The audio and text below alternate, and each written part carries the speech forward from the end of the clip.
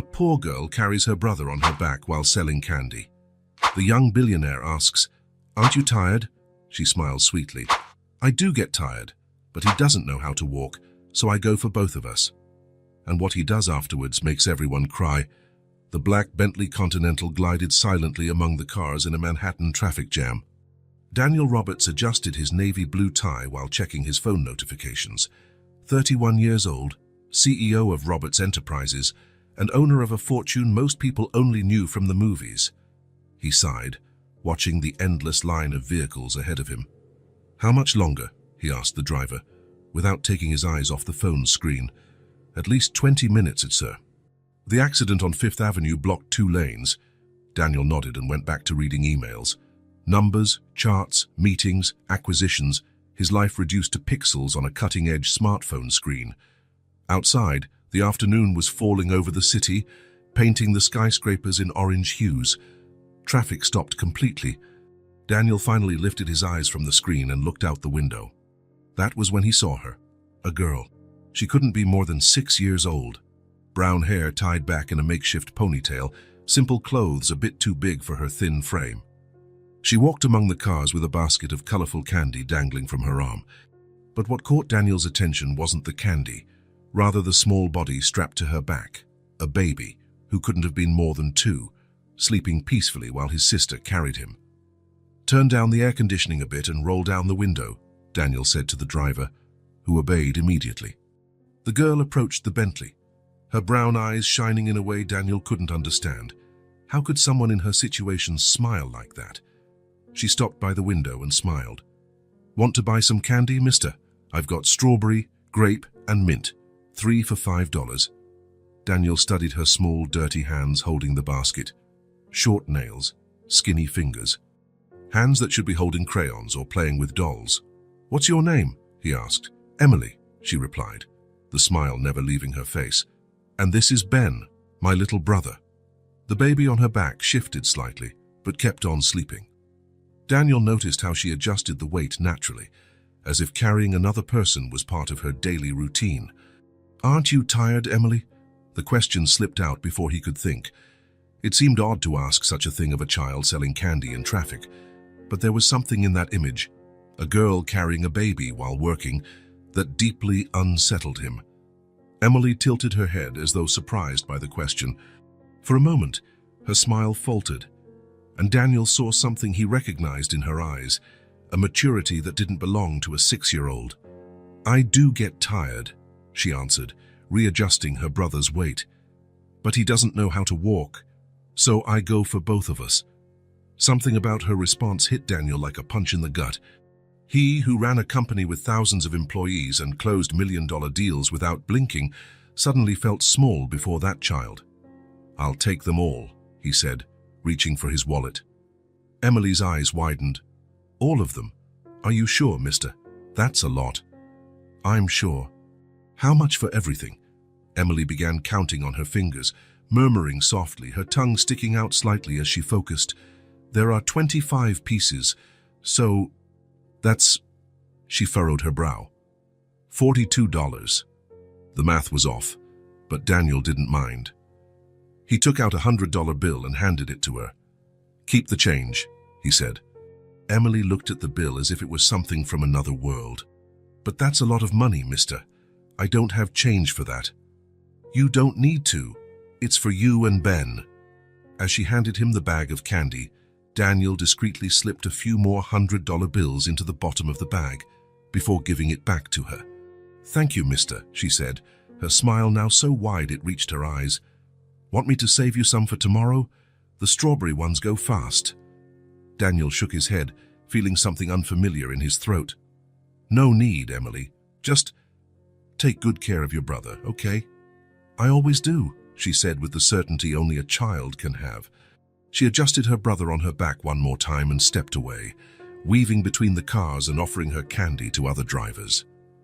Daniel watched her until she disappeared among the vehicles. Traffic started moving again, and the Bentley continued gliding over the asphalt, but something inside him had changed. His phone rang. It was his assistant, reminding him of a meeting with Japanese investors in 30 minutes. Daniel looked at the screen, the notifications, the dozens of unread emails.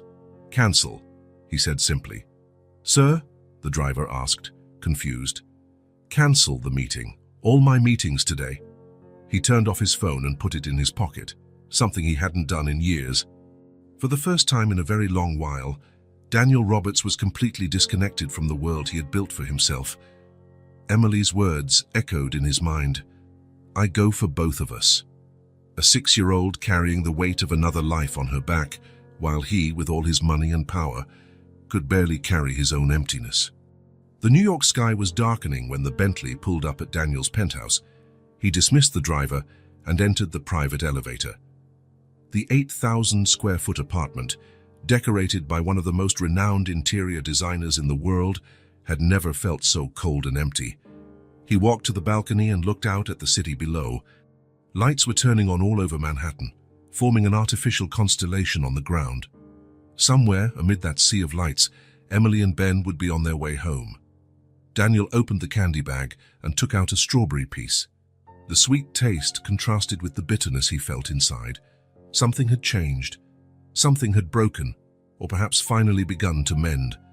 He didn't know what he would do the next day, but for the first time in years he felt alive. Daniel turned over in bed for the third time in an hour. The digital clock on the nightstand read 2:14 a.m., its red numbers glowing like tiny accusing eyes in the dark room. He pulled the goose-down pillow over his face and let out a muffled sigh. "I do get tired, but he doesn't know how to walk, so I go for both of us." Emily's voice wouldn't leave him alone. Every time he closed his eyes, he saw her face, her small hands holding the basket of candy, her little brother sleeping on her back, a child carrying another. Daniel threw off the covers and sat on the edge of the bed. The $50,000 Persian rug under his bare feet felt soft as he ran his hands over his face. His apartment was so silent he could hear the ticking of an antique clock in the living room, 3 rooms away. The silence suffocated him. It always had, in truth, but only now did he notice. He walked through the hallway, passing artworks that cost a fortune. An original Picasso on the wall, which he hardly noticed anymore. An award-winning sculpture in the center of the living room that served only to collect dust. Impersonal gifts from partners and acquaintances who knew nothing about him beyond his bank account balance. He opened the door to the climate-controlled wine cellar and stared at the shelves of rare wines. Bottles worth more than many of his employees' annual salaries. He picked one up, read the French label, and put it back. Even that no longer interested him.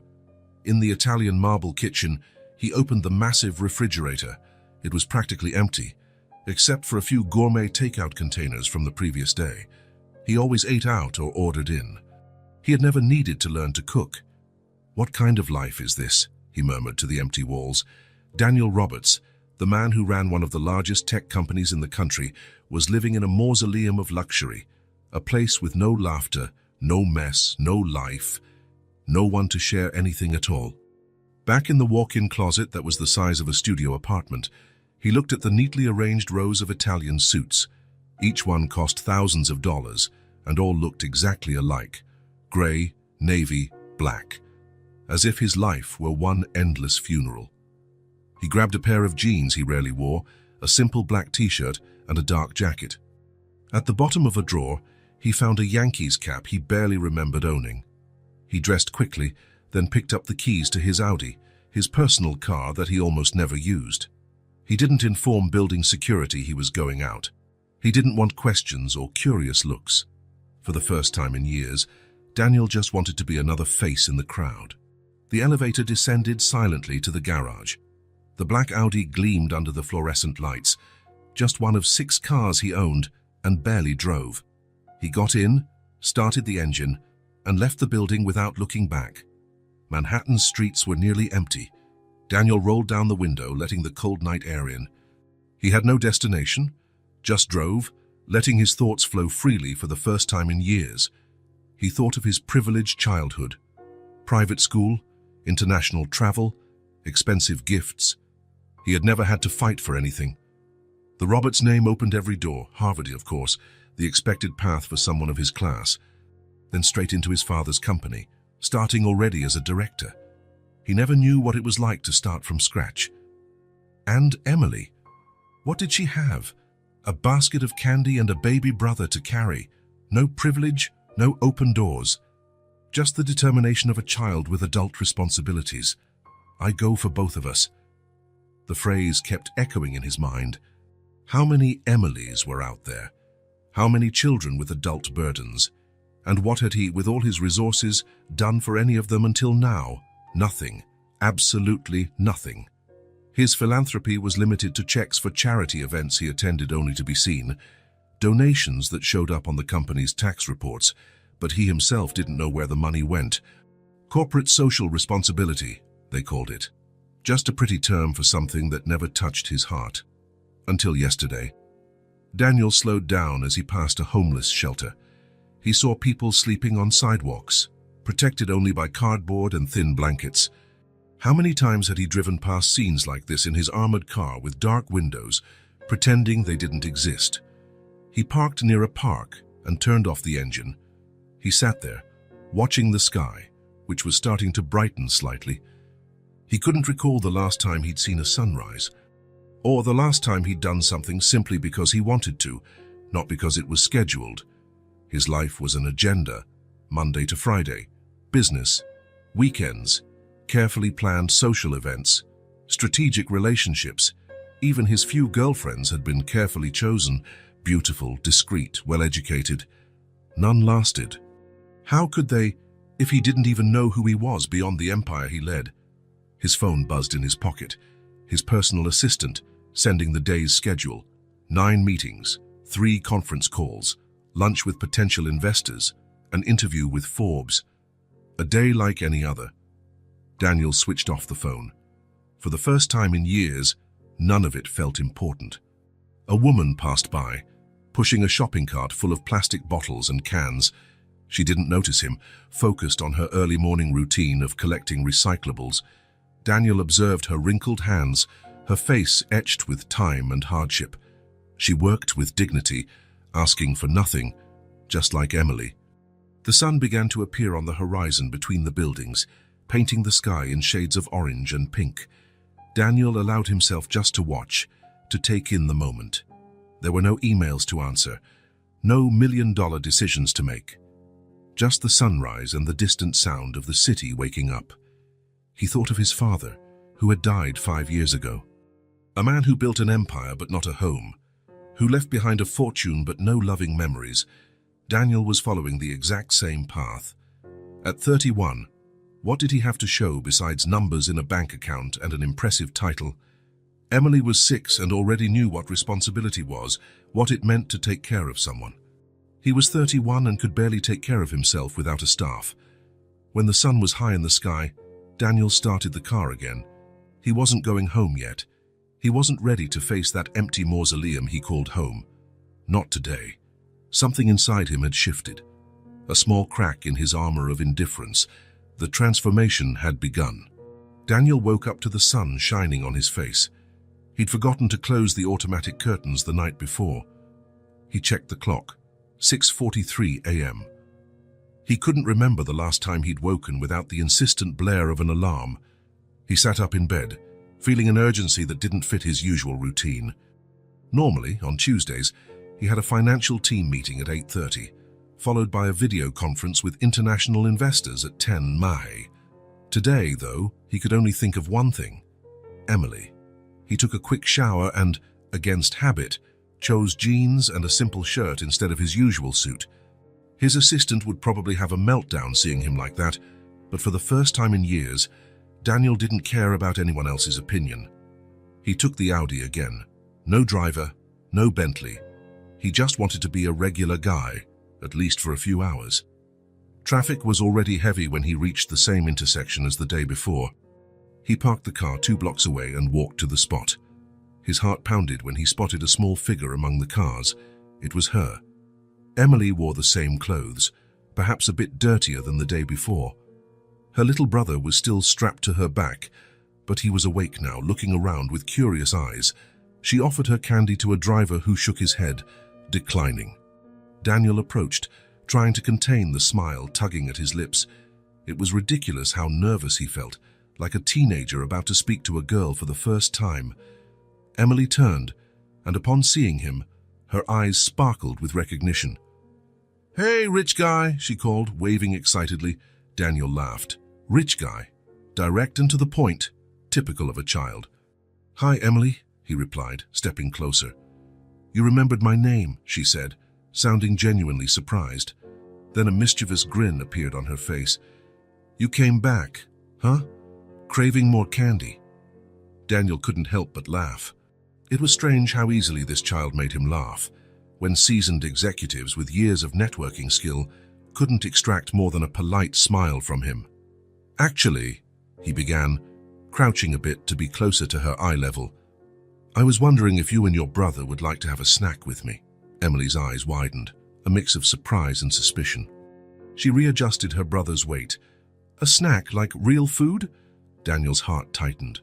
Real food shouldn't be surprising to a child. "Yes, burgers, fries, milkshakes, whatever you like." Emily frowned, studying him with a gaze that seemed far older than her 6 years. "For free?" she asked, clear suspicion in her voice. Daniel nodded. "Really free?" She thought about it for a few seconds, looking around as if weighing the risks. Then she turned slightly, speaking to her brother. "What do you think, Ben? Should we go?"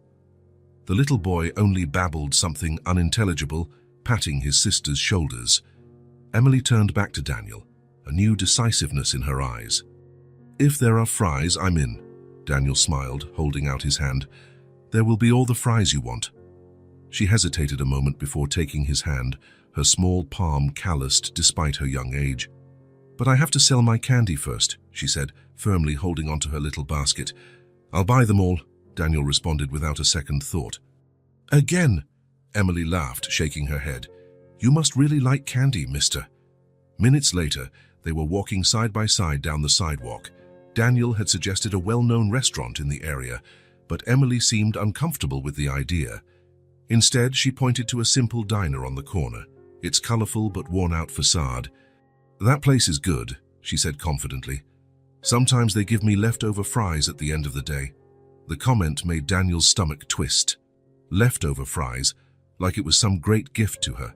The inside of the diner was exactly what you'd expect. Worn formica counters, cracked vinyl booths, and the smell of grease in the air. The waitress, a middle-aged woman wearing a name tag that said Lucy, smiled when she saw Emily. "Hello there, sweetie. You're in early today?" Then she noticed Daniel and raised an eyebrow curiously. "This is the rich guy," Emily introduced Daniel without preamble. "He's buying us food." Lucy gave a polite but scrutinizing smile. Daniel understood her reaction. She was protecting Emily, making sure he wasn't a threat. "Table for 3, please," he said, indicating Emily and Ben. They sat in a corner booth. Daniel helped Emily untie her brother from her back. Ben was even smaller than he seemed, probably no older than 2. His eyes were like his sister's, but there was something different in them. A lack of focus Daniel couldn't quite decipher. Lucy brought menus, but Emily waved hers away. "I already know what I want," she announced. "And what's that?" Daniel asked. "A cheeseburger with extra cheese, a large order of fries, and a Coke." She spoke as though reciting a long-hoped-for dream. Then, glancing at her brothers, added, "And a chocolate milkshake for Ben, he can't really chew yet." Daniel placed the order, adding an extra side of fries and some chicken nuggets to go, as Emily had whispered to him, explaining they could save them for dinner. While they waited, Emily swung her legs, which didn't reach the floor, her eyes scanning the place with the familiarity of someone who knew every detail, but rarely got to be there as a customer. "Aren't you going to work today?" she asked, catching Daniel off guard. He smiled. "Let's say I'm taking the day off." "My mum never takes a day off," she commented, fiddling with the salt shaker, "even when she's sick." "She gets sick often?" Daniel asked carefully. Emily shrugged, as if it were normal. "Pretty often. She coughs a lot, gets tired. Sometimes she has to go to the hospital, but she doesn't like it because it's expensive." "What about your dad?" Emily's expression darkened a bit. "He left when Ben was born." "I'm sorry," Daniel said, immediately aware of how empty that phrase could sound. "Don't be," Emily replied, surprising him. "He wasn't nice.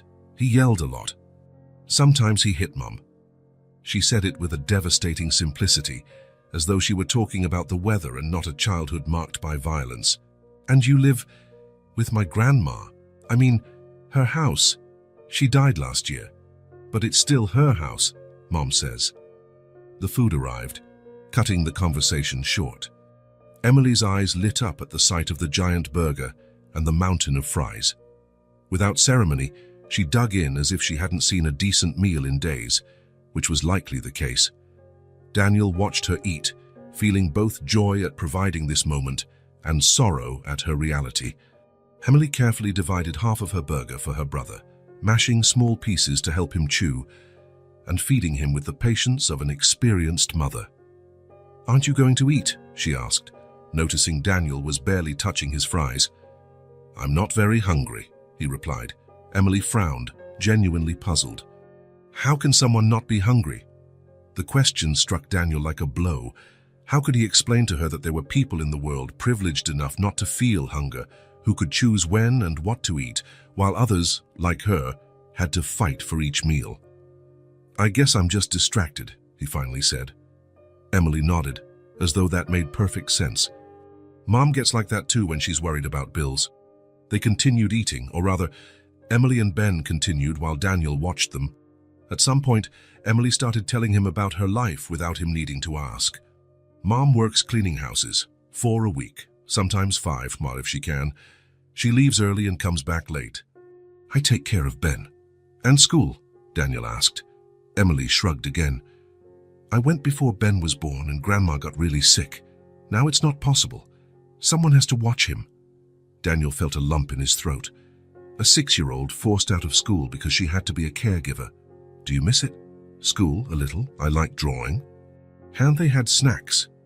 Ben spilled some of his milkshake, and Emily immediately grabbed napkins to clean up, with the efficiency of someone used to solving problems alone. "So what about you, rich guy? What do you do?" she asked after taking care of her brother's mess. Daniel smiled at the nickname. "I run a company, a tech company. Like computers?" "Exactly." "Computers? Software? Apps?" Emily nodded, impressed. "Cool. That must be why you have so much money to buy candy." Her straightforward conclusion made him laugh again. "You could say that." She fell silent for a moment, studying him with those eyes that seemed to see more than they should. "Are you afraid?" she suddenly asked. The question caught Daniel off guard. "They afraid of what?" Emily shrugged. "I don't know, of not having money, of being alone, of monsters under the bed." It was such a random list, mixing adult concerns with childlike fears, that Daniel needed a moment to process. "Sometimes," he answered honestly, surprising himself. "Yes, I do get scared." Emily nodded, as though that was exactly the answer she expected. "Me too, sometimes, but being hungry is worse." The simple statement hit Daniel like lightning. Being hungry is worse. A 6-year-old who already understood the hierarchy of human needs better than most adults he knew. They finished the meal in a comfortable silence. Ben fell asleep after finishing his milkshake, his head drooping to the side. Emily carefully wiped his face and started preparing him to be carried again. "Let me help you," Daniel offered, seeing her struggle to secure the boy on her back. Gently, he adjusted the makeshift sling Emily used, a piece of fabric that looked like it had been cut from an old sheet. The boy's weight was substantial. Daniel couldn't imagine Emily carrying him around all day. "You're strong," he said, genuinely impressed. Emily smiled proudly. "I know. Mum says I was born with grown-up muscles." When they left the diner, Emily carrying the bag of extra food and the candy basket, Daniel felt a certainty forming inside him. He couldn't just go back to his life as if nothing had happened. He couldn't pretend he didn't know Emily or her situation. "Can I see you again tomorrow?" he asked as they walked back to where he'd first seen her. Emily looked up, surprised. Why? It was a simple question, but the answer wasn't. Why did he want to see her again? Why had this particular child touched something inside him? "Because I like talking to you," he said honestly. "You make me think." "Thinking is good," she agreed with the seriousness of a pint-sized philosopher. "Okay, I'll come tomorrow. Same place." When they said goodbye, Daniel watched Emily walk away, balancing her brother's weight, a bag of food and her basket of candy. Her small but determined figure looked like it carried the weight of the world on frail shoulders. At that moment, Daniel made a decision. He would change Emily's life, not out of pity or charity, but in recognition of the extraordinary strength of that child and the dignity with which she faced challenges that would make many adults give up. As he headed back to his car, a plan began to form in his mind. Maybe, by helping Emily, he could also save himself. 3 days had passed since that snack with Emily. Each day, Daniel split his time between two worlds. In the mornings, he met with Emily and Ben at the same traffic light, sharing a quick meal, then driving her back. In the afternoons, he forced himself to attend the most important company meetings, pretending nothing had changed. But everything had changed. On the morning of the 4th day, Daniel parked his Audi in the usual spot. Emily was already waiting, waving enthusiastically when she saw him. Her smile, despite all her hardships, remained the most genuine thing he'd ever seen. "Rich guy," she called, running to him with Ben on her back. "I thought you weren't coming today." Daniel smiled, crouching to her height. "I said I would, didn't I?" Emily nodded, her eyes shining. In just a few days, she had learned to trust him. The weight of that fact didn't escape him. "Emily," Daniel began, feeling a twinge of nerves. "I was wondering, do you think your mom would mind if I visited her?" The girl's face lit up. "You want to meet Mom?" "If it's not inconvenient." Emily grabbed his hand without hesitation, like it was the most natural thing in the world. "Come on, she's home today." Her cough got worse, and she couldn't go to work. Daniel felt a pang in his heart. Emily's mom was sick, unable to work, and still the little girl was out here selling candy. They walked for about 15 minutes, gradually leaving the commercial area. The streets got narrower, more run-down. Elegant buildings gave way to old, deteriorating structures, a completely different world just a few blocks from his glass-walled office. Emily guided him confidently, occasionally greeting people along the way. An elderly man sitting outside a convenience store, a woman hanging clothes on a makeshift line between buildings. They all looked at Daniel curiously, some with suspicion. "It's here," Emily announced, stopping in front of an old 3-story building. The paint was peeling in several places, revealing older layers beneath. The doorway had no door, just an open space leading to a narrow staircase.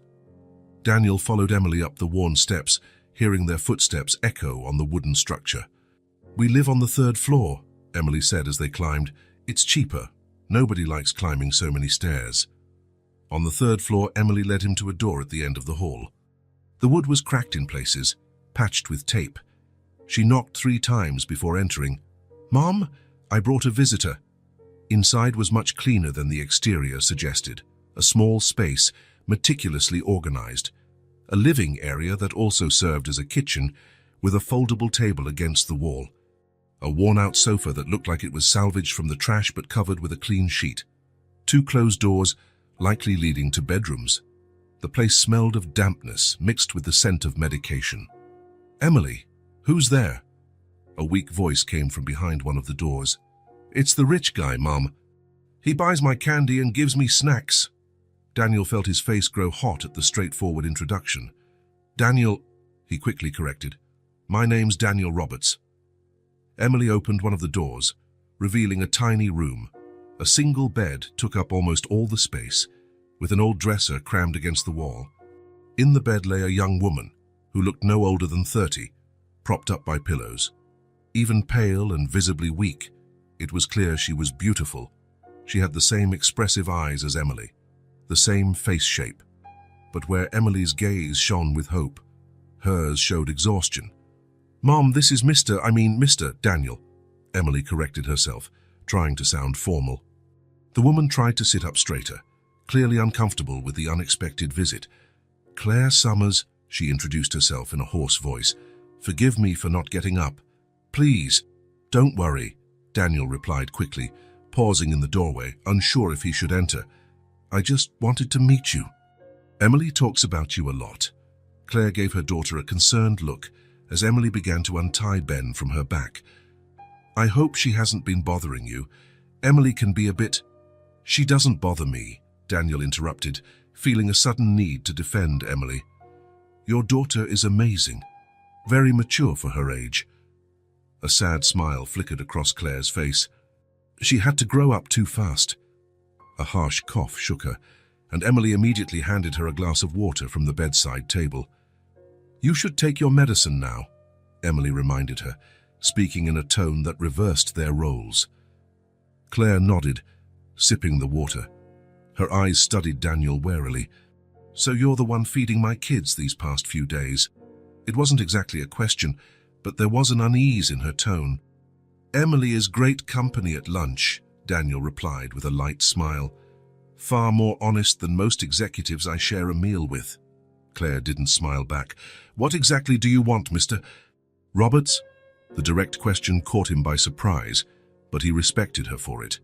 No beating around the bush, just a mother's legitimate concern. I want to help, he said, choosing honesty again. Emily and Ben, they showed me a reality I was ignoring. I have resources. I can help with doctors, with their schooling facts, with— We don't need charity, Claire interrupted, her voice frail but firm. We've survived so far, we'll keep surviving. Daniel noticed how her fingers gripped the worn blanket. Pride. He recognized it, the same pride he had seen in his father's face when the company went through tough times. The human need to preserve dignity, even when everything else is crumbling. It's not charity, he tried again, choosing his words carefully. It's an opportunity. For all of us. Claire arched an eyebrow. All of us. Daniel nodded, surprised at his own sincerity. Emily changed something in me. She made me see what I was missing, focused only on money and success. Maybe I need this help as much as you do. Silence fell in the small room. Claire studied him, trying to decipher his true intentions. Ben started to whimper in the corner, and Emily instantly rushed to calm him, scooping him up with the ease of a tiny mother. Mom, you need a better doctor, Emily said, breaking the silence, her voice full of concern. And Ben needs that medicine for his leg. The rich guy, Daniel, he can help. Claire closed her eyes for a moment, as if fighting an internal battle. Leave your number, she finally said, avoiding Daniel's gaze. I'll think about it. It was more than he had expected. Daniel quickly took a card from his pocket and set it on the bedside table. My personal number's on the back, he said. Call any time. Claire nodded, still not looking at him. Another fit of coughing seized her, stronger than the last. Daniel realized it was time to go. I'll let you rest. It was nice meeting you, Miss Summers. He walked back to the apartment door, feeling Claire's eyes on his back. He knew she didn't trust him yet. And why should she? A rich stranger appearing out of nowhere offering help. Likely not the first time someone had made empty promises to her. Emily followed him to the door, while Ben stayed in the bedroom with Claire. She'll accept, Emily whispered confidently. She just needs time. Grown-ups can be stubborn. Daniel couldn't help but smile. Yes, we can. Standing at the door, he took one last look at the tiny apartment, the walls stained with dampness, the ceiling showing signs of leaks, the cracked window pane, a place on the verge of collapse, but maintained with dignity. Emily looked at him with those big, wise eyes. You seem lighter today, she said suddenly. Lighter? She nodded as if confirming an important observation. Yeah, the first day you looked like you were carrying a truck on your back. Now it's like just a backpack. Daniel laughed, surprised by her insight. I guess you're right. I do feel lighter. That's good, Emily stated with the certainty of someone who knows the universe's secrets. Heavy loads make people sad. Daniel nodded, touched by the simple wisdom of a 6-year-old. Thank you, Emily, for everything. You're welcome, she replied, rocking back on her heels. Tomorrow, I'll have green apple candy. It's the best. Wouldn't miss it for anything, he assured her, knowing this was just the first step of a long journey. As he descended the stairs, Daniel was already mentally planning. Specialist doctors for Claire and Ben, a private school for Emily, a better apartment, real opportunities, not just momentary charity. The first step had been taken, and for the first time in many years, Daniel Roberts was walking in a direction that made sense. A week had passed since Daniel's visit to Claire's apartment. He continued his routine of meeting Emily at the traffic light every morning, but Claire hadn't called. The card with his number remained untouched on her nightstand. Emily confirmed it when he discreetly asked. That Thursday morning, New York's sky dawned heavy. Dark clouds warned of an imminent storm. Daniel was driving quickly, worried the rain might start at any moment. Emily shouldn't be out working on a day like this. When he arrived at the usual intersection, he didn't see her. Strange. She'd never missed a day before. Daniel parked the car and waited, frequently checking the time. 10 minutes. 20. Half an hour. A bad feeling grew inside him. He decided to go to her apartment. He'd only been there once alone, but he remembered the way. He was 2 blocks away when he saw her. Emily was running down the sidewalk without Ben on her back, her small body drenched by the rain that had just begun to pour. Her face was twisted in tears and fear. "Emily!" Daniel yelled, jumping out of the car in the middle of the street, ignoring the angry honk of another driver. She saw him and ran toward him, stumbling once before reaching him. Her sobs were so intense she could hardly breathe. "What happened?" Daniel asked, crouching on the sidewalk, holding her by the shoulders, rain pouring over them both. My mum," Emily stammered through sobs. "She's got a fever. She's so shaking real bad. Ben's crying, and I don't know what to do." Daniel didn't hesitate. He picked her up and ran back to the car. Within seconds, they were driving toward the apartment, blowing past red lights with the wipers on full blast. "She started shaking last night," Emily explained, her small voice barely audible over the hammering rain on the car roof. "I gave her the medicine, but it didn't help. This morning she couldn't get up. I tried calling your number, but the neighbor's phone isn't working." Daniel gripped the steering wheel. If something happened to Claire, he parked hastily on the narrow street. Emily jumped out of the car and ran to the building, Daniel right behind her. They climbed the 3 flights of stairs in record time. The apartment was just as Daniel remembered, except for the frantic atmosphere. Ben sat on the tiny living room floor, crying loudly, his face red from the effort. Emily ran to pick him up while Daniel headed to the bedroom. Claire lay on the bed, semi-conscious. Her face glistened with sweat, but she shivered as if freezing. Touching her forehead, Daniel felt the alarming heat of her fever. "Claire, can you hear me?" he called, gently holding her face. She opened her eyes with difficulty, her gaze unfocused. "Emily," she whispered. "She's safe. I'm here to help. So I'm taking you to the hospital." Claire tried to protest but had no strength.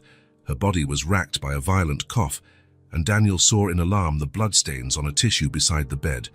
Wasting no time, he wrapped her in a blanket and lifted her in his arms. It was frightening how light she was. She weighed no more than Emily. "Grab Ben," he instructed the girl. "We're going to the hospital now." Emily, with the efficiency born from looking after others, quickly grabbed a small backpack that seemed ready for emergencies. She strapped her brother onto her back with practiced ease and followed Daniel down the stairs. The rain had intensified, turning into a furious storm. Daniel carefully placed Claire in the Audi's back seat, while Emily sat up front with Ben in her lap. She held her brother firmly, whispering comforting words in his ear. "It'll be all right," Daniel said, to both Emily and himself as he drove through the flooded streets. But he didn't head to the nearest hospital. Daniel made an unexpected turn, heading for New York Presbyterian Medical Center, the best in the city, where he was an important donor. When they arrived, Daniel wasted no time on formalities. Carrying Claire in his arms, he burst through the emergency room doors like a whirlwind, Emily and Ben close behind. "I need help now." His CEO voice, used to commanding boardrooms, echoed across the lobby. The response was immediate. Nurses rushed with a gurney. Doctors were called. Within minutes, Claire was being examined, hooked to oxygen and monitors. "Severe pneumonia," diagnosed a middle-aged doctor after the initial tests. "Possibly tuberculosis." "How long has she been ill?" "Forever," Emily answered before Daniel could. "But never like this." The doctor frowned, making notes. "We'll need to admit her for more detailed tests. IV antibiotics," constant monitoring. Do whatever it takes, Daniel ordered. Cost is not an issue. The doctor nodded and returned to Claire. Nurses moved quickly around them, inserting IV lines, checking vitals, muttering medical terms that made Emily watch with wide eyes. Let's go to the waiting room, Daniel suggested, gently taking Ben from her tired arms. They need space to work. In a private waiting room, a courtesy extended to someone with Daniel's name and influence, Emily finally let her defenses drop. Leaning against the sofa with Ben asleep beside her, she looked up at Daniel with red, puffy eyes. Is she gonna die? She asked in a small voice, the question she'd probably been holding back since she'd found her mother trembling in bed. Daniel sat next to her, feeling the weight of that innocent yet devastating question. He could have lied, said everything would certainly be fine. That's what many adults would do to protect a child. But Emily deserved more than that. She's very sick, he said carefully, but she's in the best hospital in the city, with the best doctors. They'll do everything they can to help her. Emily nodded, processing the information. But do you think she'll be okay? Daniel looked into her eyes that had seen more suffering than any child should.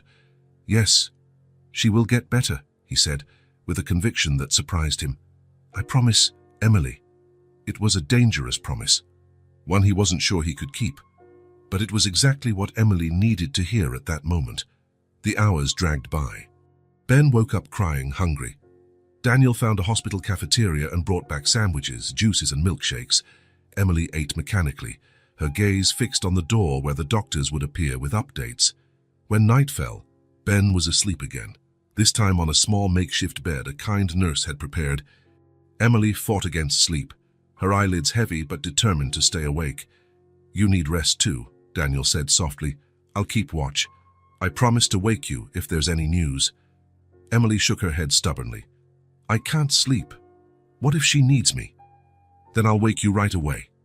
The girl studied him for a moment, as though weighing his trustworthiness.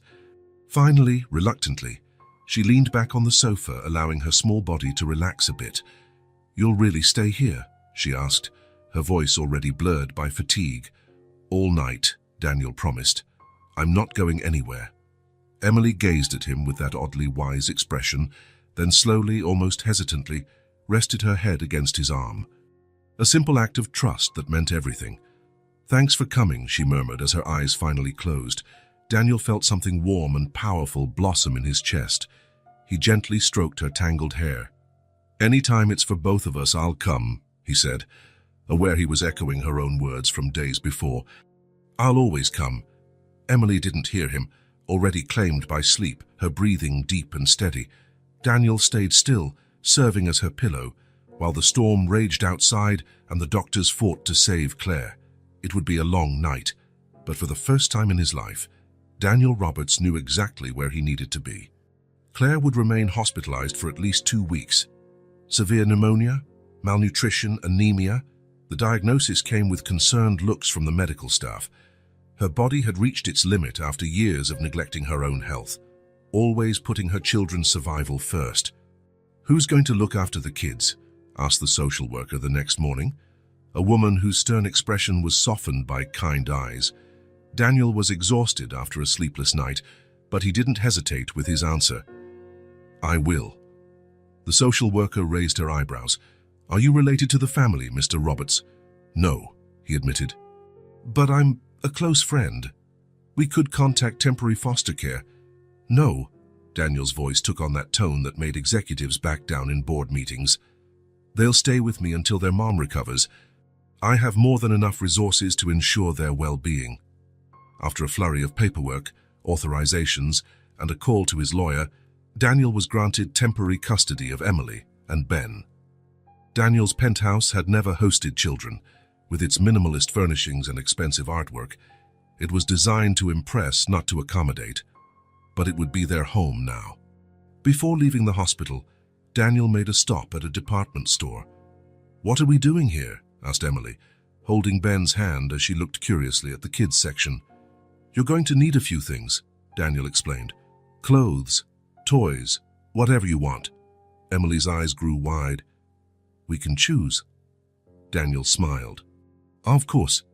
2 hours later, they left with bags full of clothes, a cart loaded with diapers, formula, bottles, some educational toys for Emily, and a teddy bear Ben refused to let go of. At the supermarket, Daniel realized how unprepared he was. What did kids eat? What could a 2-year-old safely eat? Emily became his guide, navigating aisles with the experience of someone who'd taken on adult responsibilities long ago. Ben likes mashed banana for breakfast, she explained, placing a bunch of bananas in the cart. And grated apple. It has to be really grated or he chokes. Emily's knowledge of her brother was both impressive and heartbreaking. No 6-year-old should know so much about caring for a toddler. Their first day in the penthouse was a culture shock for everyone. Emily walked around gingerly, as if afraid to break something. Ben, on the other hand, had no such concerns. He ran around, touching everything, leaving sticky fingerprints on glass and steel surfaces. "Sorry," Emily kept repeating after each new mishap. Juice spilled on the white carpet, wet towels on the bathroom floor, scratches on designer furniture. "Don't worry," Daniel replied every time. "They're just things." The first night was the hardest. Daniel had prepared the guest room for the children, with 2 separate beds. But at bedtime, Emily panicked. "I can't stay away from Ben," she explained through tears. "What if he needs me at night?" Daniel realized the obvious. Emily had never slept apart from her brother. She was his protector, his guardian.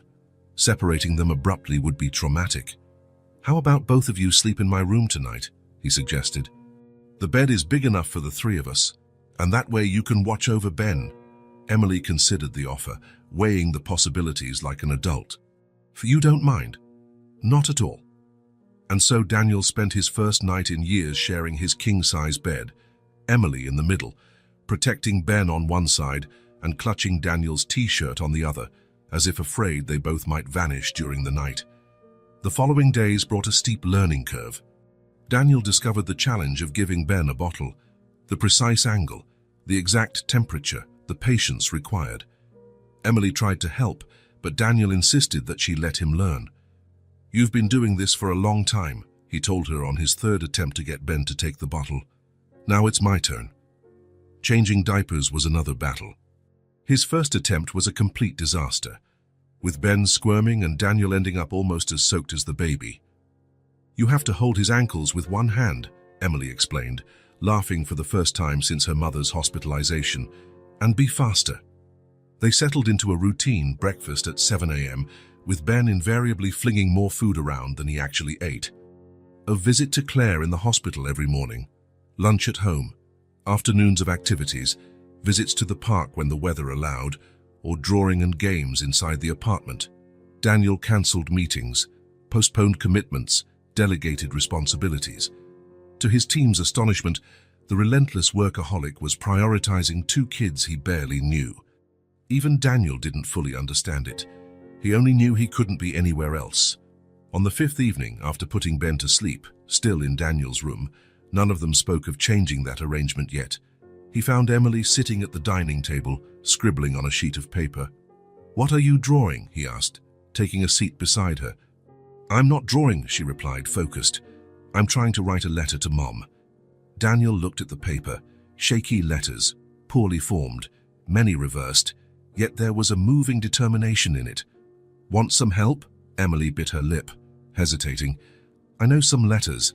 The teacher showed me before I had to leave school, and I learned from signs on the street."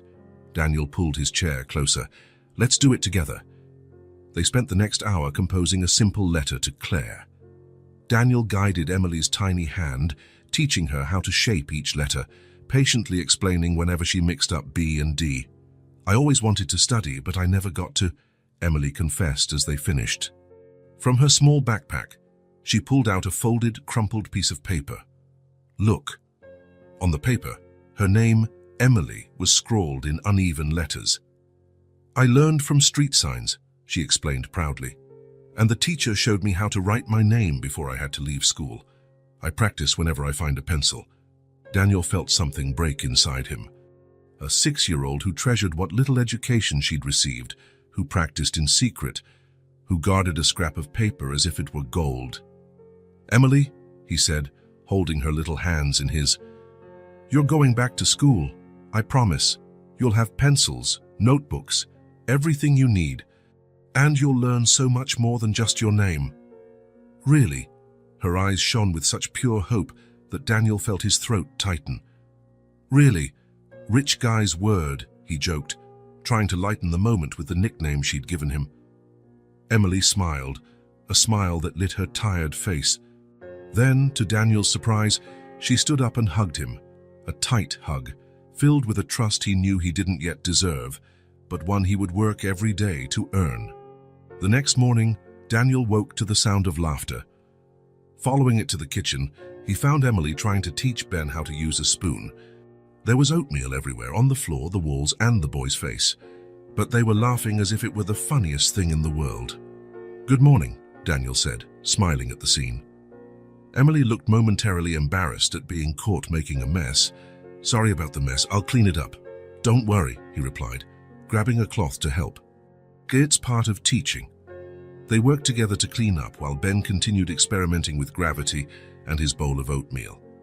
"You know," Emily commented as she wiped her brother's face, "it's weird not doing everything by myself, but I think I like it." The simplicity of her statement hit Daniel like lightning. It revealed a child who had never had the chance to just be a kid, forced to shoulder adult responsibilities so early, she barely knew any other way. "You don't have to do everything alone," he said softly. "Not anymore." During their daily visits to Claire in the hospital, Daniel noticed subtle changes in Emily. She was still protective of her brother, still checking twice whether he'd eaten enough or dressed warmly enough. But now there were moments when she simply played, lost in her own child's world, trusting an adult to handle the basics. Small steps. One particularly calm afternoon, while Ben napped, Daniel found Emily flipping through one of the few books he kept in the penthouse, an old world atlas with color photographs of distant places. "This is the prettiest place I've ever seen," she said, pointing at a photo of lavender fields in France. "Have you ever thought about traveling?" Daniel asked, sitting next to her. Emily shook her head. "I've never left New York." "One day you'll see the whole world," he promised. "France, Italy, Japan, Brazil, anywhere you want to go." She looked at him with that old, assessing gaze. "So you make big promises a lot." "I plan to keep every one of them." Emily considered that for a moment, then went back to the book, tracing her fingers over the vibrant photos. "When Mom leaves the hospital, are we going away?" The question caught Daniel off guard. He hadn't thought that far ahead. Claire was improving, slowly. Eventually, she would be discharged. "Then what?" "You don't have to leave," he answered carefully. "We can find a better place for you, closer to here, and we'll still see each other." Emily nodded, looking relieved. "That's good. Ben likes you. He never liked anyone else that much, besides me and Mom." "What about you?" Daniel asked, feeling slightly silly for seeking validation from a child. "Do you like me?" Emily pretended to consider the question seriously, then smiled, a smile that had captured Daniel from day one. "You're nice, and you make Mum smile at the hospital. So yes, I do." It was a simple compliment, but Daniel received it as if it were the greatest award of his career. Because, in a way, it was. In just a few weeks, these two children had become more important to him than any professional achievement. Later that night, after putting the kids to bed, Daniel sat in his home office, laptop open. He had made a decision. He sent emails to his lawyer, his real estate agent, and the headmaster of Manhattan's best private school. The first steps were being taken, not just by Emily learning to trust and be a child again, but by Daniel, learning to be the adult these kids needed. The man he might have always been. The hospital had become a daily stop in their lives. 2 weeks passed since Claire's admission, and although her condition had improved significantly, doctors insisted she remain under observation. Years of forced neglect of her own health wouldn't be resolved in just a few days. Daniel rearranged his entire life to accommodate Emily and Ben. Meetings were rescheduled, video calls replaced in-person engagements, and his home office turned into a makeshift playroom. The Roberts Enterprises staff was shocked by the CEO's transformation, but no one dared question his decisions. One afternoon, While Ben was napping, Daniel found Emily sitting in the penthouse's enclosed balcony, gazing at the city below. Her small feet swung in the air, nowhere near reaching the floor. She seemed lost in thought, an expression Daniel realized was quite common for her, too common for such a young child. "What are you thinking about?" he asked, taking a seat in the chair beside her. Emily took a moment to respond, as if organizing her thoughts. "School. Are you excited to start?" Daniel had kept his promise. Emily would attend Brighton Academy, one of the best primary schools in the city, as soon as Claire was discharged and things settled down. The headmaster, an old acquaintance, had guaranteed an immediate spot despite the long waiting list. Being a Robert still opened doors. "A little," she replied, biting her lip. "What if I'm too dumb? The other kids already know how to read and write properly." Daniel smiled kindly. "You're not dumb, Emily. You're one of the smartest people I've ever met. You'll catch up in no time." "How do you know?" "Because I've seen how fast you learn. Remember how quickly you improved your writing in just 2 weeks? Every night after dinner, they practiced letters, numbers, and simple words. Emily absorbed everything like a sponge, her thirst for knowledge evident in every question and every persistent attempt. A tiny smile appeared on Emily's face, but it quickly vanished into a more serious expression. "Daniel?" "Yes. Is your mom still alive?" The question caught him off guard. In 2 weeks together, this was the first time Emily had shown any curiosity about his family. "No," he answered after a pause. "She died when I was 12. Emily nodded, as if confirming something she suspected. "My grandma died too. She was nice. She made cookies when there was flour." Daniel observed her profile against the late afternoon light, so young yet so familiar with loss. "What was your mom like?" Emily asked, turning to look at him. Daniel rarely spoke about Elizabeth Roberts. The memories had become hazy with time, preserved mostly in photographs framed in his father's old office. Photographs he himself had taken down after inheriting the place. "She was kind," he began, searching for words. "She loved music. She played the piano. And she read to me every night, no matter how late she got home." "Did she work a lot?" "Yes. She and my father built the company together." Emily processed this. "Do you miss her?" "Every single day," Daniel said honestly. Silence fell between them, calm and introspective. Emily swung her feet again, watching the skyscrapers turn golden in the sunset. "Do you think it's too late for me to become something?" she asked finally, her small voice uncertain. The question hit Daniel like a punch to the gut. She was only 6 and worried she'd run out of time. He knelt before her, taking her small hands, forcing her to look into his eyes. "Emily, listen carefully," he said, voice intense. "You already are something. Something extraordinary. You just need people who can see it." Her eyes widened slightly. "I am. Yes. You're the bravest, smartest, strongest person I've ever met, and you have all the time in the world to become whatever you want. A doctor, a scientist, an artist, a businesswoman, anything, or all of them." Emily gave a shy smile, absorbing his words. Then, to Daniel's surprise, she leaned in and hugged him. A brief hug, but loaded with meaning. "Thank you," she whispered. Daniel felt something warm and powerful bloom in his chest, something that had been dormant for so long, now waking up to fill spaces he hadn't known were empty. "You're welcome, kiddo," he replied, his voice husky. Later, after leaving the kids with the nanny he'd hired for times when he had to go out, Daniel drove to the hospital for his evening visit with Claire. These visits had become important to him, an opportunity to learn more about the woman who'd raised Emily and Ben under such difficult circumstances. Entering the private room, he insisted on giving her the best. He found Claire sitting up in bed, flipping through a magazine. The difference in her appearance after 2 weeks of proper care was remarkable. Her skin had regained some color, her eyes were brighter, and she could sit without help for longer periods. "How are the kids?" she asked first, as always. Daniel smiled, taking a seat next to the bed. "They're doing great. Ben discovered the fun of dropping food from his high chair just to see where it lands, and Emily has been practicing writing. Want to see?" He handed her a carefully folded piece of paper, a letter Emily had written that morning. The letters were still uneven, but showed real progress. Claire read it silently, tears filling her eyes. She never got a proper chance to learn, but she will now, Daniel said. He hesitated, then decided it was the right time. Claire, there's something I need to discuss with you. She looked up from the letter, immediately wary, an instinct Daniel had noticed, no doubt shaped by years of hardship. Good news rarely came without a cost. It's about the future, he continued. Yours and the kids. Claire sat up straighter, assuming the defensive posture he recognized. I already told you I don't need charity, Daniel. It's not charity, he insisted, leaning forward. It's an opportunity. For all of us. He told her about the old community center in the Lower East Side, a building his company had acquired years ago as a real estate investment. It had been underused for a long time.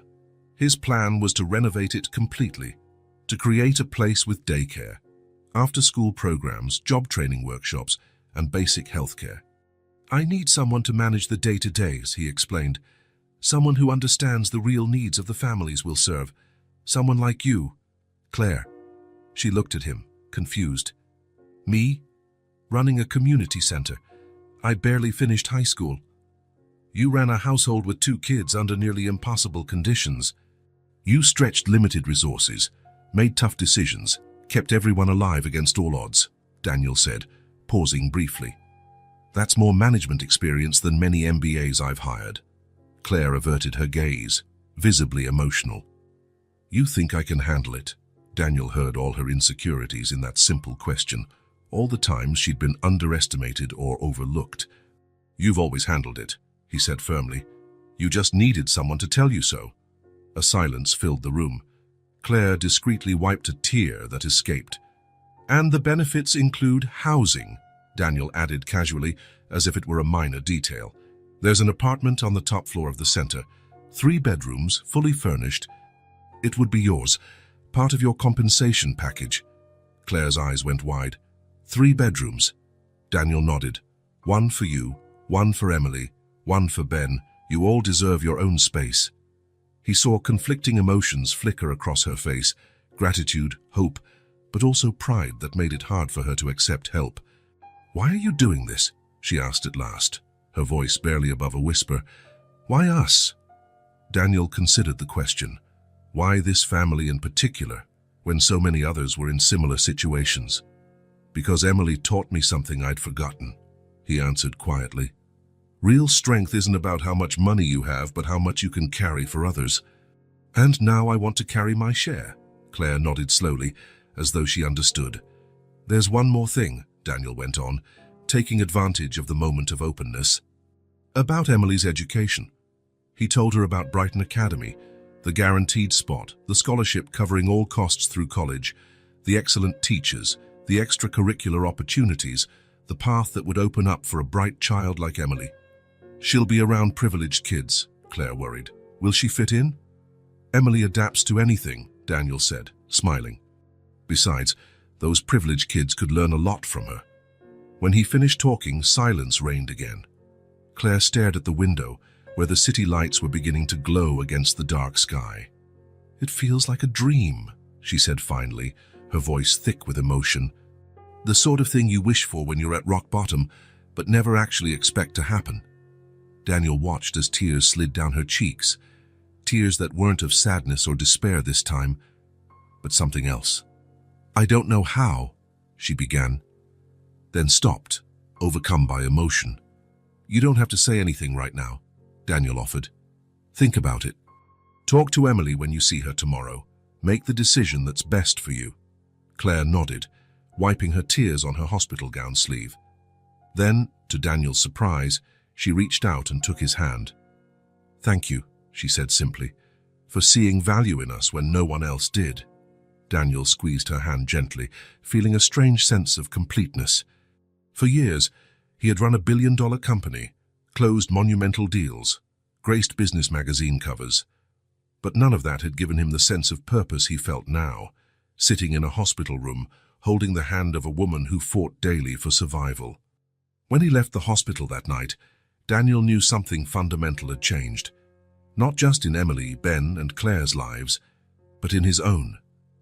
The emptiness he'd carried for so long was starting to fill, not with acquisitions or achievements, but with something infinitely more valuable: connection, purpose, family. Words that barely existed in his vocabulary weeks ago, now beginning to define his existence. The morning started before sunrise on that first day of September. Daniel, who usually needed 3 alarms to wake up, opened his eyes abruptly, fully alert. From the other side of the apartment, he heard movement, light footsteps, running water, muffled voices trying not to make noise. In the past 4 weeks, a lot had changed. Claire had been discharged from the hospital, healthier than she'd been in years. The community centre, now called New Beginnings, was almost ready after a rapid renovation, and the apartment on the top floor had been carefully prepared to welcome its new family. But today was special, the official first day for all of them in their new lives.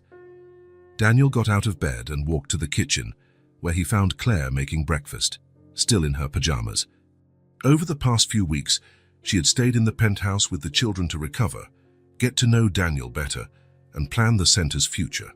Today, they would finally move into their new home. "Good morning," he said, grabbing a mug of coffee. "Are the kids up already?" Claire nodded, a nervous smile on her face. Emily barely slept. She checked her uniform at least 10 times before going to bed. As if summoned by her name, Emily appeared in the kitchen doorway, fully dressed in the navy uniform of Brighton Academy. The fine, well-tailored fabric stood out against her small frame, the school emblem on the blazer pocket, the new shoes still spotless. Her hair was tied in a neat ponytail, probably Claire's handiwork. "Good morning," she said formally, as though testing a new persona along with her uniform. Daniel felt a lump in his throat. "Good morning, kiddo. You look just like the kids in the magazines," finished Ben, who appeared behind her in pajamas, rubbing sleepy eyes. They all laughed, breaking the tension. Emily did a little twirl, showing off the uniform. "Is it comfortable?" Daniel asked, knowing how foreign such formal clothes could feel to someone who'd been wearing hand-me-downs. Emily nodded. "It's different, kinda stiff in the shoulders, but I like the skirt that spins." She demonstrated with a quick pirouette that made the pleated skirt flare like an umbrella. Breakfast was a quiet meal, more out of nerves than a lack of conversation. Claire triple-checked Emily's new backpack, ensuring all supplies were in place. Pencils, notebooks, a pencil case, all labeled with her name as per the school's instructions. "What if the other kids don't like me?" Emily asked suddenly, picking at her food. "They'll love you," Claire answered automatically. "But what if they don't?" Daniel stepped in. "Then they'll be missing out on someone amazing. But give them time, Emily. Sometimes people need a while to see what's right in front of them." Emily mulled this over, then nodded, seeming a bit more confident. The clock ticked mercilessly. Soon it was time to go. Daniel would take Emily to school, while Claire and Ben headed straight to the community centre for their first official day. In the elevator, Daniel noticed Emily growing quieter, her small hands gripping the backpack straps tightly. "Nervous?" he asked gently. "A little," she admitted. "What if I'm too dumb?" "Everyone there can already read and write properly. You'll catch up to them in no time," Daniel reassured her. "And remember, intelligence isn't just about reading and writing. You have a wisdom most of those kids have never needed." In the car, Emily gazed out the window, taking in the city with alert eyes. Daniel turned on the radio to fill the silence, but soon turned it off when he noticed her murmuring something under her breath. "What are you doing?" "Practicing my full name," she explained. "Emily Rose Summers. The principal will introduce me to the class, and I want to say my name right." Daniel smiled. "It's a beautiful name. Mom says Rose was her mom's name. My grandma, that's a nice way to honor her." Emily nodded, then went back to practicing quietly. Brighton Academy occupied a restored historic building with a red brick facade and tall windows. The front courtyard was already full of uniformed children, some arriving with well-dressed parents, others hopping out of black SUVs with drivers. Daniel parked and looked at Emily. "Ready?" She took a deep breath like a diver about to jump in. "Ready." Principal Patterson was waiting at the entrance as planned. an elegant woman in her 50s with a genuinely warm smile. "You must be Emily," she said, bending slightly. "We're very happy to have you with us." Emily, suddenly shy, just nodded. "I'll introduce you to your teacher and new classmates. Mr. Roberts, you're welcome to accompany us to the classroom if you like." The corridors were wide and bright, decorated with student artwork and prints of famous paintings. Emily looked around with wide eyes, clutching Daniel's hand tightly. At the door of the first-grade classroom, she paused. "You'll pick me up later." "I'll be right here at 3, Daniel promised. "And you can call me if you need anything. Remember the number I taught you?" Emily recited it from memory, then took another deep breath. "Okay, now I'm ready." He watched as she walked into the classroom, head high despite her obvious nerves. The door closed, and Daniel lingered for a moment, feeling a mix of pride and apprehension that he assumed most parents felt. Parents? The word caught him by surprise. Over at the New Beginnings Community Center, Claire was also starting her first official day. The old, run-down building had been transformed into a welcoming, functional space in record time, thanks to Daniel's resources and connections. The ground floor housed a daycare, activity rooms, a small medical clinic, and a community kitchen. The second floor had classrooms for job training courses, a computer lab, and a space for teenagers. On the third floor was the spacious apartment where Claire and the children now lived. That morning, Ben had been introduced to the daycare, where trained caregivers greeted him with excitement. Initially wary without Emily around, he soon got distracted by the colorful toys and other kids. Claire, for her part, dove into her new role as the center's director, a position she still found daunting, but one she was determined to excel at. Daniel had insisted she was the perfect person for the job, and she didn't want to let him down. The day was a blur of meetings, orientation sessions with staff, phone calls to suppliers. Claire discovered that many skills she had developed to survive were transferable to management. She knew how to prioritize, solve problems with limited resources, and stay calm under stress. Sastin Motifas, at precisely 3 o'clock, Daniel was waiting outside Brighton Academy. His heart skipped a beat when the bell rang and groups of noisy children began spilling out. Finally, he spotted Emily, still neat in her uniform, carefully carrying her backpack. "How was it?" he asked as soon as she reached him. "Different," Emily replied thoughtfully. "The teacher is nice. There's a girl, Sophia, who sat with me at lunch, and I learned 3 new words to write." In the car, she told him more about her day, the classroom rules, the book the teacher read to them, the art lesson where they were free to draw anything. "Can we go to the center now?" "I want to see Ben and Mum." "Of course," Daniel said, changing course. The center was bustling when they arrived. Claire spotted them from the reception desk, waving, her face relieved to see her daughter. "How was it?" she asked, hugging Emily. "It was good." Different but good. Ben, upon hearing his sister's voice, came running from the daycare area, his chubby legs stumbling. Emily hugged him tight, as though they'd been separated for days instead of mere hours. While Claire returned to a meeting, Emily led Daniel and Ben on a tour of the center.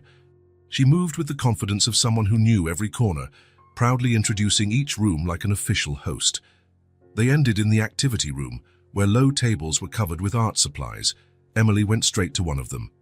"Can I draw for a bit? My teacher says I'm good at it." "Of course," Daniel agreed, sitting with Ben on his lap. For about 20 minutes, Emily worked intently on her drawing, tongue sticking out in concentration. At last, satisfied, she lifted the paper to show them. It was a simple child's drawing, but clear in its intention.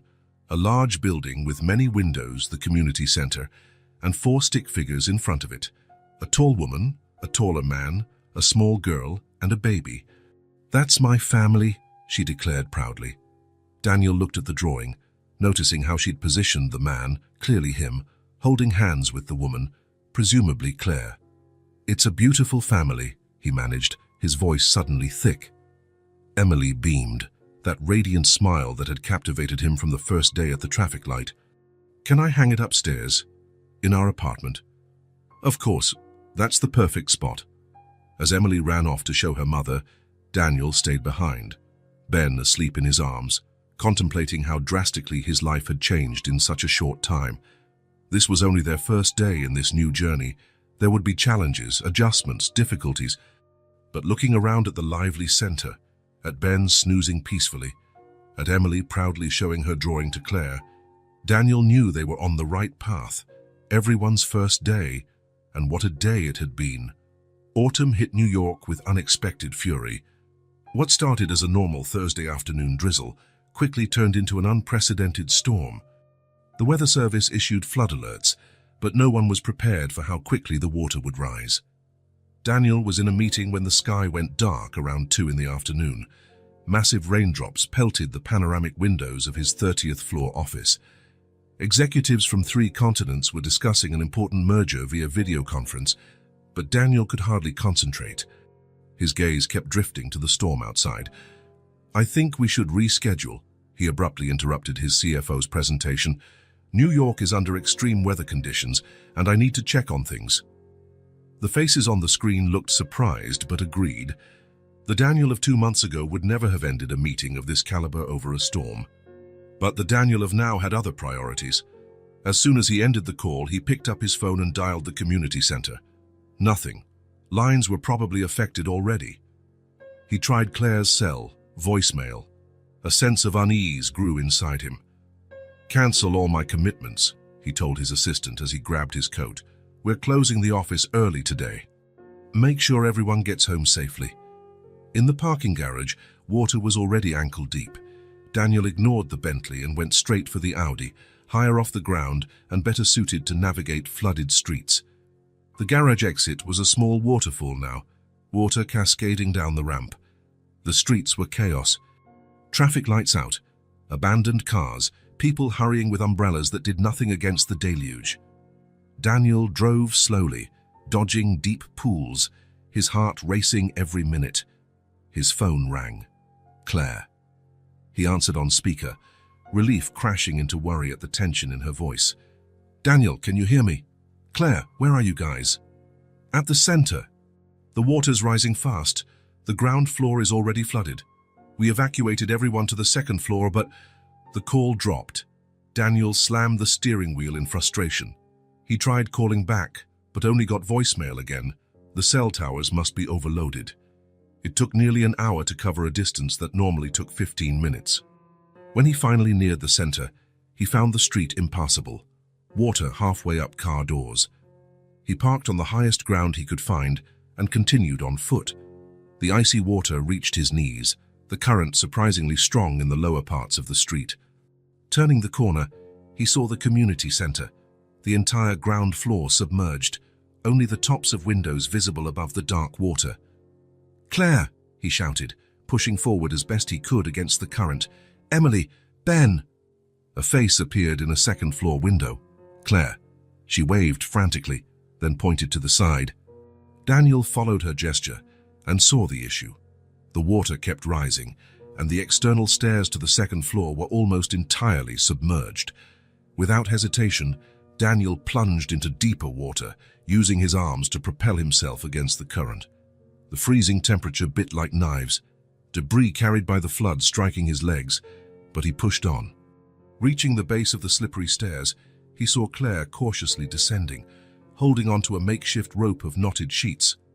Her face showed both determination and fear. "The kids!" Daniel yelled over the roar of rain and rushing water. "They're upstairs with everyone else. They're safe, but we have to get out." The building's making strange noises.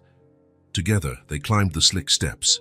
On the second floor, about 20 people, staff, regulars from the center, and some neighborhood families, were huddled, many soaked and shivering. Ben ran to Claire the moment he saw her, his face red from crying. Emily stood at the window, looking out, searching. When she saw Daniel, her face changed. It was the expression of someone who hadn't allowed herself to feel fear until that moment, until safety arrived to make it okay to be scared. "We need to evacuate," Daniel said, assessing the situation. "The water's still rising." A young staff member named Miguel approached. "There's a taller building on the next block. The owner opened it for anyone seeking shelter. We already took some people over, but stayed back for the rest." Daniel nodded. We'll form small groups. The most vulnerable go first. The plan was simple, but executing it would be dangerous. The water now nearly reached the top of the external staircase. They'd have to wade through it to reach the taller building. I'll go first with a rope, Daniel explained. Claire stays in the middle. Miguel brings up the rear. We'll tie everyone together so no one gets swept away. They quickly organized into groups. Older adults and young children were carried on the shoulders of the stronger men and women. Emily insisted she could walk on her own. "I'm strong," she declared with that familiar determination. "I know," Daniel replied, crouching to her level, "but today I need you to be smart. You'll hang on my back while I carry Ben, okay? That way I can keep my hands free to guide everyone." She hesitated, then nodded, agreeing with his logic. The evacuation began. Group by group, they carefully descended the slippery steps into the water that kept rising. The current was stronger now, carrying branches, trash, and whatever else it had swept away. Daniel led the way, Ben secure in one arm and Emily clinging tightly to his back. The frigid water reached his waist, each step a struggle. Behind them, a chain of people shuffled slowly, all connected by the makeshift rope. "It's okay," Daniel repeated, reassuring the children and himself. "Almost there." A loud noise erupted behind them, wood cracking, glass shattering. Daniel didn't dare look back, focusing on moving forward, one careful step at a time. When they finally reached the building entrance, volunteers helped them climb the steps. They entered a wide lobby where dozens of people had already taken shelter, many wrapped in blankets or helping distribute food and water. As soon as they were safe, Emily slid off Daniel's back and flung herself into his arms, sobbing.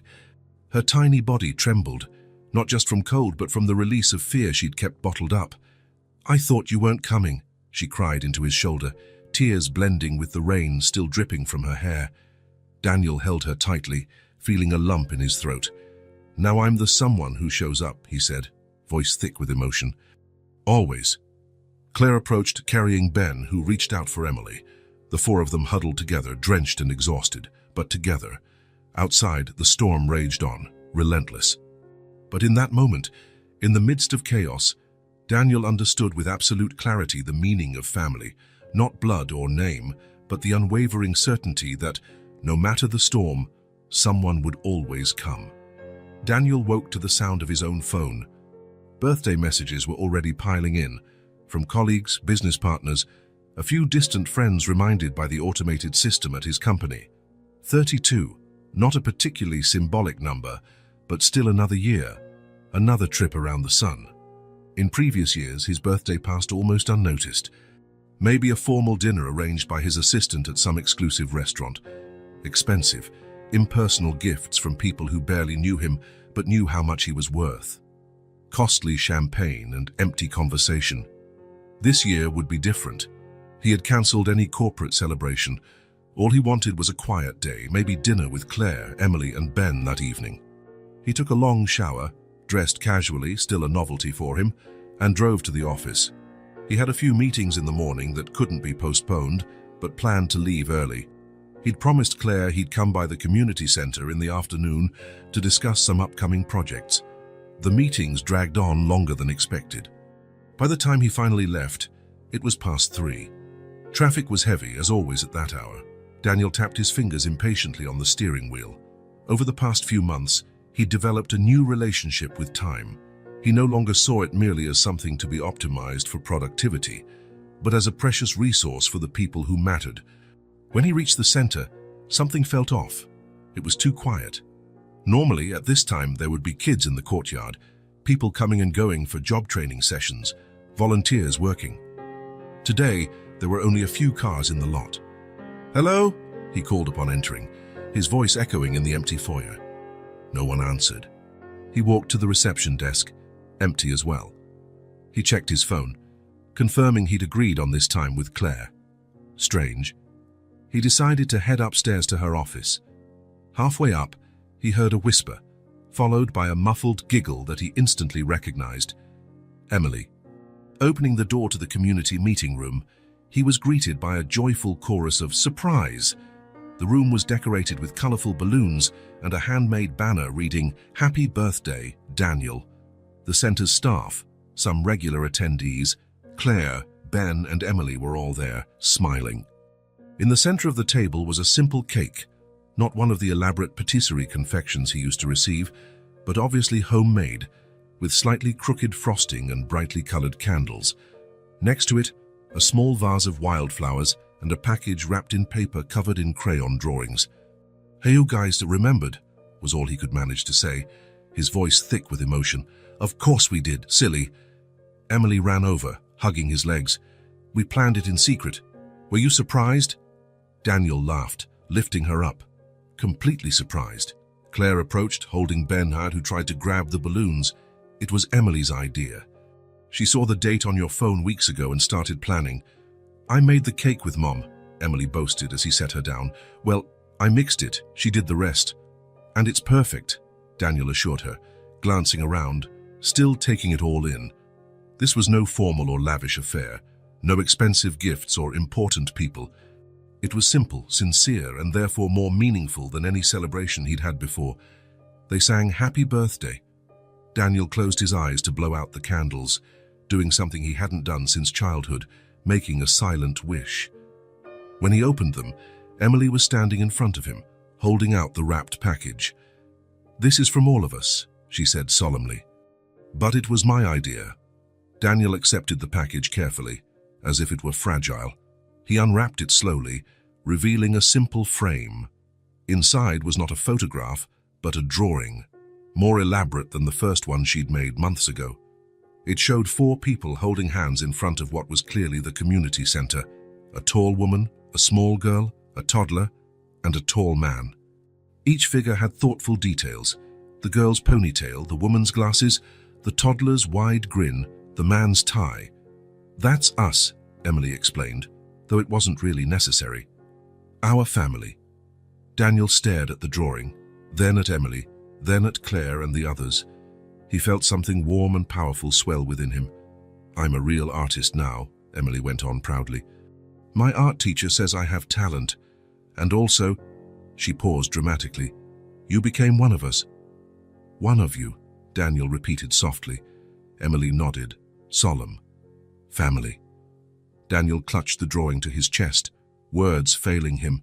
His entire life, he'd been defined by what he owned, what he achieved, the empire he ran. Now, in this simple room surrounded by people who accepted him not for his wealth or power, but simply for who he was, Daniel Roberts finally found what he had been searching for without even knowing it: belonging. For the first time, he belonged. 6 months had passed since Daniel's birthday. Winter had given way to spring, and spring now blossomed into a vibrant summer. The New Beginnings Community Center had become a neighborhood landmark, a place of hope, opportunity, and connection. Claire ran the space with a competence that surprised everyone except Daniel. He'd always known she just needed the right chance. Under her leadership, the center had expanded to include night classes for adults, a small weekend medical clinic, and a crafts cooperative that brought income to several local families. Ben, now almost 3, attended the center's daycare and had made remarkable progress. Doctors consulted by Daniel confirmed the boy had a slight developmental delay, mostly in speech, but that proper attention and therapy would help. He was already speaking in short phrases and zooming around with the boundless energy typical of a healthy toddler. And Emily had flourished in ways that moved Daniel every time he thought about it. After a challenging start to catch up academically, she now excelled in several subjects at school, particularly art and literature. Her teacher often remarked on her creativity and determination, like she wants to absorb everything the world has to offer all at once, she'd said at a recent meeting. Daniel divided his time between the company and the community center, finding a balance he never imagined possible.